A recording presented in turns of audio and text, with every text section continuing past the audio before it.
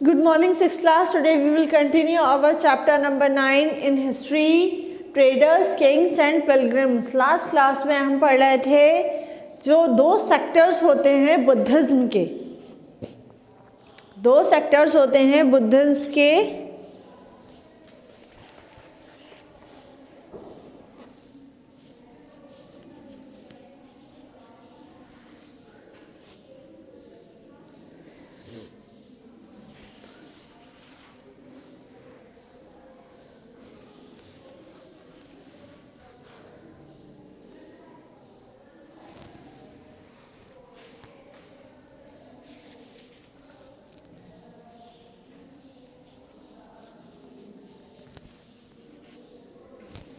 Hinayana and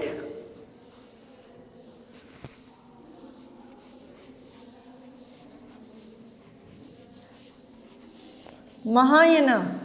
तो जो महायाना होते हैं इसके बारे में हमने पढ़ लिया था। जो महायाना होते हैं ये क्या करते हैं, ये जो लॉर्ड बुद्धा हैं, ठीक है, उन्हें एज अ गॉड मानते हैं। उन्हें बुद्धा को गॉड मानते हैं और ये किस चीज़ में बिलीव करते हैं, ये इस चीज़ में बिलीव करते हैं that they will gain peace in स्वर्ग। तो ये स्वर्ग में बिलीव करते हैं और निर्वाणा इन्हें नहीं चाहिए होती। इन्हें क्या चाहिए होता है, स्वर्ग का जो पीस होता है वो इन्हें चाहिए होता है और इन्हें निर्वाणा नहीं चाहिए होता। जो किंग था कनिष्का, जो किंग था कनिष्का, उसने क्या करा था, मथुरा में एक स्कूल स्टार्ट किया था, मथुरा स्कूल ऑफ आर्ट्स। तो मथुरा स्कूल ऑफ आर्ट्स में ये कहाँ फ्लॉरिश हुआ था, मथुरा में फ्लॉरिश हुआ था। और इसे किसने फ्लॉरिश करवाया था, कनिष्का ने। Artist made images of the Buddha and Bodhisattva. तो यहाँ पर बुद्धा की और बोधिसत्वा की इमेजेस थी। इसके अलावा the Gandhara school of arts in Takshashila, इसके अलावा गंधारा स्कूल ऑफ आर्ट्स जो तक्षशिला में बनाया गया था, यहाँ पर भी बुद्धा की और बोधिसत्वा की इमेजेस थी, ठीक है। Rich carving and ornaments are the main features of the Gandhara school of arts. तो यहाँ के सबसे रिच फीचर जो थे वो ऑर्नामेंट्स हुआ करते थे। Mathura school of arts produce some fine sculptures of Mahavira and Kanishka. तो जो मथुरा स्कूल ऑफ आर्ट्स हैं वहाँ पर महावीरा और कनिष्का के भी कई सारे स्कल्पचर्स जो हैं वो तैयार किए गए। इसके बाद नेक्स्ट थिंग क्या है अपनी इसमें, और इसके बाद बुद्धा जो था, बुद्धिज्म जो था वो बहुत ही ज़्यादा पॉपुलर सभी के बीच में होने लगा। In western and southern states of India here dozens of caves were hollowed out of hill for monks to live. तो यहाँ पर कई सारी ऐसी केव्स थी, कई सारे ऐसे हिल्स थे जिनके अंदर केव्स बनाई गई ताकि इसमें जो मॉन्क्स हैं वो रह सकें। इसी तरीके से कई अलग अलग स्टेट्स में भी बुद्धिज्म फैलने लगा। The quest of the pilgrims. अब पिलग्रिम्स के बारे में पढ़ेंगे हम।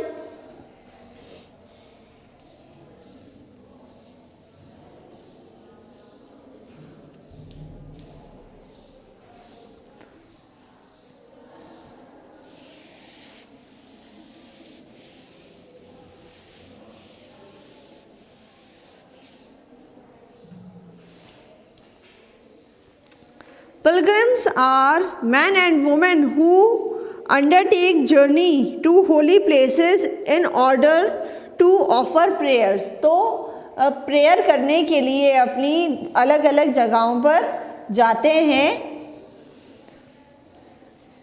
अलग अलग जगहों पर जो लोग जाते हैं उन्हें क्या कहा जाता है? पिलग्रिम्स। ये मोस्टली जो पिलग्रिम्स होते हैं, पिलग्रिम्स जो होते हैं ये कहाँ जाते हैं? मोस्टली रिलीजियस प्लेसेस पे जाते हैं अपनी प्रेयर्स के लिए। तो इसमें क्या है? In earlier times traders journey to extend lands in caravans and ships. Pilgrims travel with them, pilgrims and missionaries. तो पहले क्या होता था? स्टार्टिंग में जो ट्रेडर्स होते थे उन्हीं के साथ पिलग्रिम्स और मिशनरीज जो होते थे वो क्या करते थे? एक जगह से दूसरी जगह ट्रैवल करते थे। तो ये लोग मोस्टली किस रूट का यूज़ करते थे? ये कोस्टल रूट्स का यूज़ करते थे, सी रूट्स का यूज़ करते थे और शिप्स के थ्रू ट्रैवल किया करते थे। तो Central Asia through this route, तो मेनली ये लोग कहाँ से? मेनली ज़्यादातर पिलग्रिम्स जो हैं वो सेंट्रल एशिया के रूट से, सेंट्रल एशिया का जो रूट है उसका यूज़ करके चाइना से आया करते थे, चाइना से आया करते थे और सेंट्रल एशिया जो है उसका रूट ये यूज़ किया करते थे।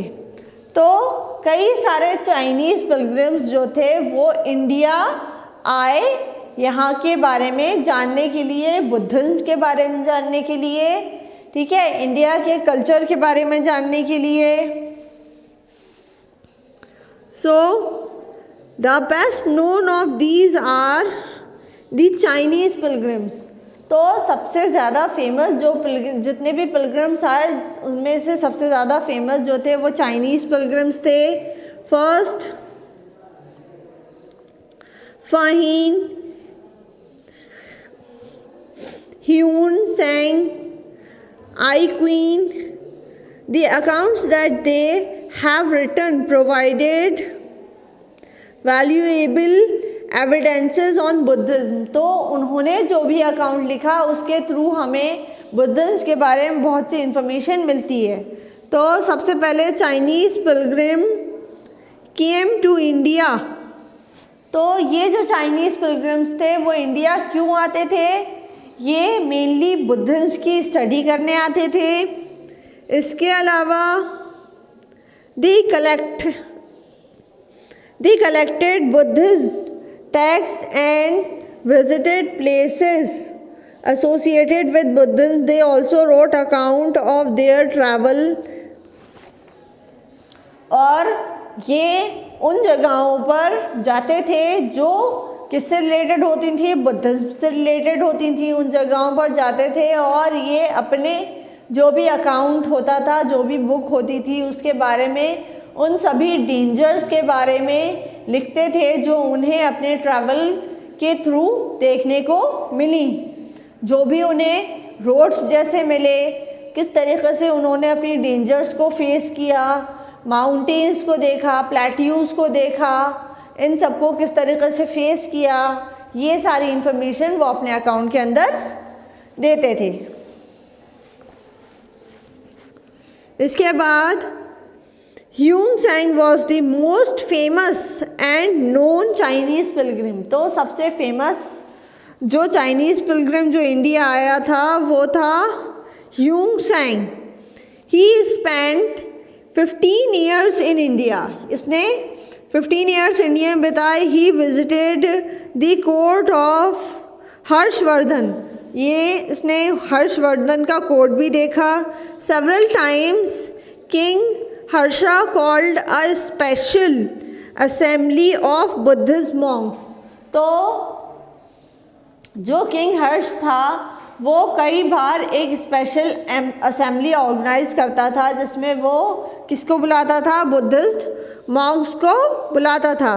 Hyun Tsang took the land route when he returned to his country। और अपनी कंट्री में वापस आने के लिए उसने लैंड का रूट जो था वो यूज़ किया था। China has took the route, he took the route through the north west and central Asia. तो उसने नॉर्थ वेस्ट और सेंट्रल एशिया के जो रूट्स थे इनका यूज़ उसने किया। He carried back with him statue of Buddha made of gold, silver and sandalwood.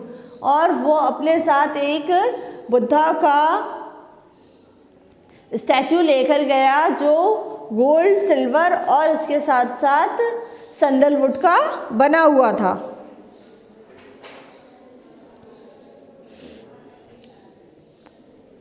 He also carried with him over 600 manuscripts loaded on the backs of 20 horses। इसके साथ साथ वो अपने साथ कई सारे मैन्यूस्क्रिप्ट्स लेके गया जो उसने 20 हॉर्सेस के ऊपर लाद के वो उन्हें लेकर गया।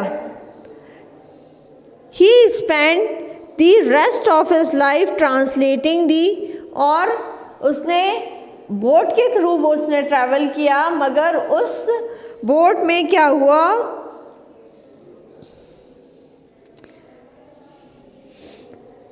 ओवर 50 मैन्यूस्क्रिप्ट्स वर लॉस्ट।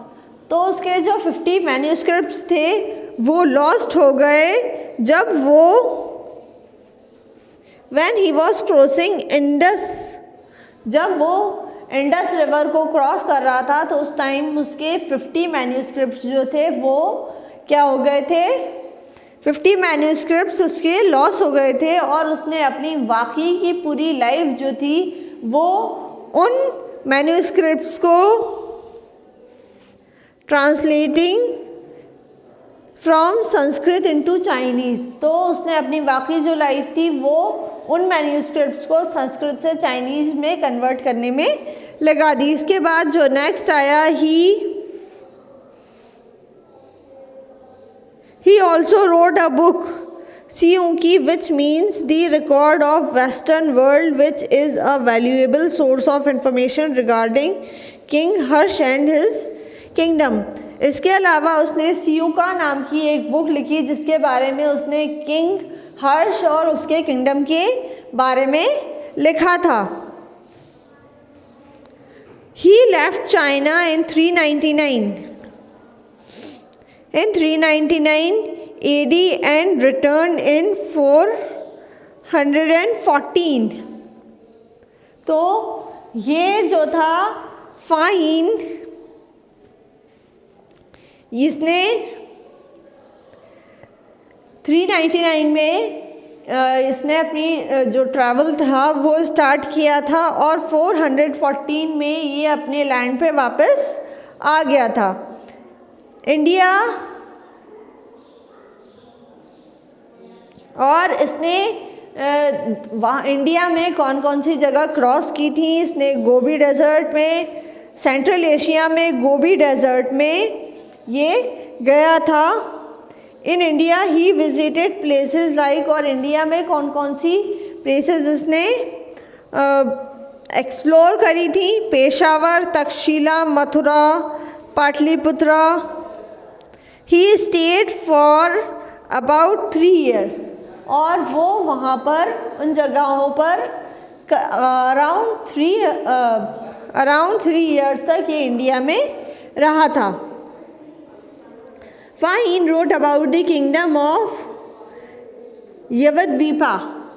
तो यवद्वीपा के बारे में उसने लिखा था। इसके बाद Fahien took the route back to China through ship from Bengal, और उसने बंगाल से शिप के थ्रू वो अपने लैंड वापस गया था। It is said that फाहीन ship was caught in a storm. ऐसा कहा जाता है कि जो फाहीन का जो शिप था वो एक तूफान में फंस गया था। He tightened the load, the owner of the ship merchant and other begin throwing their merchandise. तो ऐसा हुआ तो जो भी उसके साथ जितने भी मर्चेंट्स थे वो उन्होंने अपना सारा सामान वहाँ से फेंकना शुरू कर दिया था। Otherwise the ship could sink, और अगर वो ऐसा नहीं करते तो क्या होता कि जो शिप था वो डूब जाता। But Fahien throw away his personal belongings and not his books. और जो फाहिन था उसने क्या करा था कि अपनी जो पर्सनल बिलोंगिंग्स थी, अपनी जो चीज़ें थी वो उसने थ्रो करी, ना कि जो बुक्स उसके पास थी और जो बुद्धा का स्टैचू उसके पास था। दैट ही हैड कलेक्टेड, जो भी सामान उसने कलेक्ट करा था वो फेंकने के बजाय उसने अपनी पर्सनल जो बिलोंगिंग्स थी वो सारी उसमें फेंक दी थी।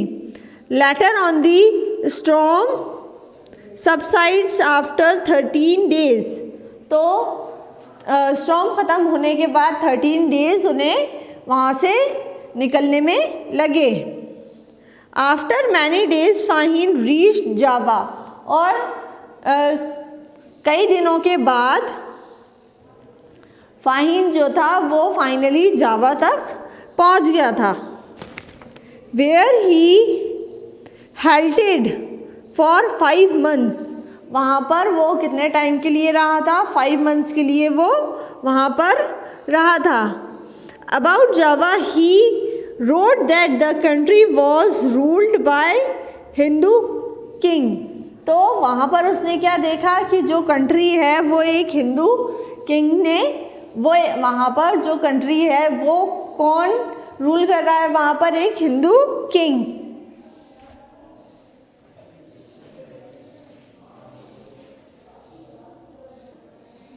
नेक्स्ट टॉपिक है हमारा नालंदा।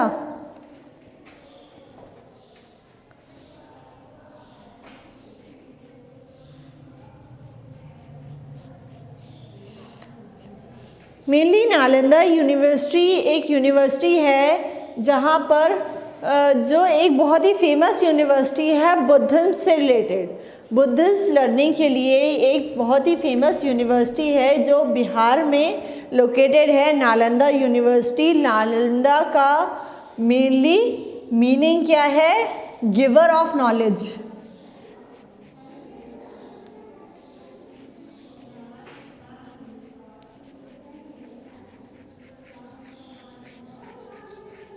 तो इस यूनिवर्सिटी में बुद्धिज्म से रिलेटेड लर्निंग दी जाती है और ये संस्कृत मीडियम यूनिवर्सिटी है और बहुत ही ज़्यादा फेमस यूनिवर्सिटी है। जो स्कॉलर था, जो चाइनीज़ स्कॉलर था ह्यूंग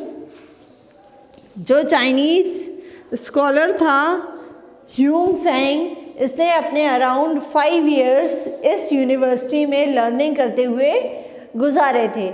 और ये जो है ये यूनिवर्सिटी जो है वो एक संस्कृत मीडियम यूनिवर्सिटी है। इसके बाद फिर नेक्स्ट टॉपिक है हमारा भक्ति।